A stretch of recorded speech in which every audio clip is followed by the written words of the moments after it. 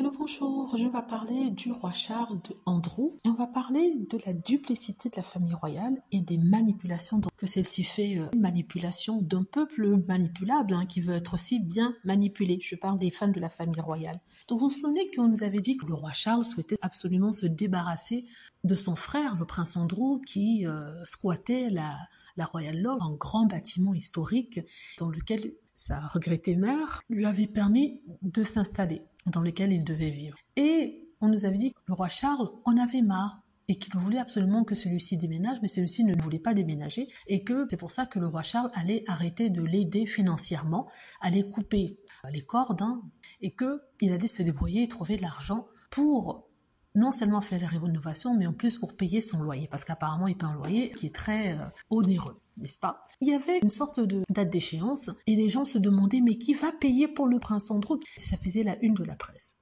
Et un jour, on a appris que le prince Andrew avait trouvé les fonds pour pouvoir rester et renouveler son bail pour encore je ne sais plus combien d'années. Il a déposé les fonds. Et les gens se demandaient, mais où est-ce qu'il a trouvé cet argent-là?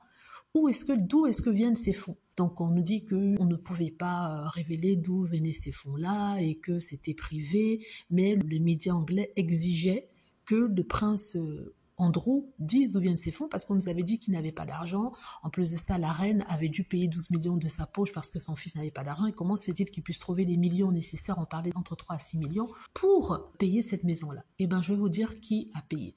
C'est finalement un journal tabloïd anglais révélé, ce n'est pas le Daily Mail. Le Daily Mail est pro-famille royale. Il y a quand même un journal qui n'est pas totalement pro-famille royale, il s'agit du Daily Mirror. C'est un journal de gauche, tabloïd aussi, mais qui questionne plus que les autres la famille royale sur ses agissements. Donc ils ont fait une enquête, ils se sont rendus compte que la personne qui a payé pour que le prince reste dans cette maison n'est autre que le roi Charles.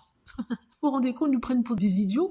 On nous a créé un scénario selon lequel le roi Charles voudrait se débarrasser de son frère, il va couper les ponts, le frère n'aura pas l'argent pour payer. On se rend compte en fait que finalement c'est le roi Charles qui continue par derrière à payer les traites de son frère, payer sa sécurité, payer cette maison dans laquelle il vit. Personne n'avait rien demandé au roi Charles, on voulait pas qu'il nous dise qu'il voulait mettre son frère à la porte. Mais non, il voulait faire genre, oui, je suis un homme de fer, je veux qu'il sorte, pour qu'ensuite on se rende compte qu'en fait, toutes les tractations sont faites derrière et que c'est lui qui paie pour son frère, il fait juste semblant de vouloir le faire sortir de là. Mais vraiment, si ce n'est pas vicieux ça, parce que vous ne pouvez pas dire quelque chose pour ensuite faire toute autre chose. Non, c'est pour vous montrer ici à quel point ils sont des fins manipulateurs au niveau de la communication.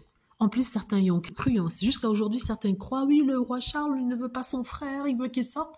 Mais non, s'il ne voulait pas son frère, il n'aurait pas payé pour celui-ci, il aurait mis à la porte depuis longtemps. Maintenant, on essaie de nous dire que oui, en fait, Charles paie pour la sécurité du prince Andrew parce que sinon, il va aller chercher l'argent ailleurs et peut-être qu'il tombera sur des personnes pas honnêtes. C'est pour ça qu'on a sûrement dû nous sortir cette histoire de l'espion avec lequel il avait des arrangements, des accords. C'est fou. Voilà, je voulais partager ça avec vous ici pour vous montrer à quel point la famille royale est manipulatrice, n'est-ce pas? Donc, s'ils sont capables de manipuler l'opinion quant au prince Andrew, imaginez ce qui a dû se passer avec le prince Harry et Meghan Markle. Oui, je ramène toujours ça à eux, mais pour vous dire que si vous ne pensez pas que c'était possible, c'était faux. Regardez la façon dont ils manipulent les gens quant à le devenir du prince Andrew. Voilà, dites-moi ce que vous en pensez. J'espère que vous aimez la vidéo.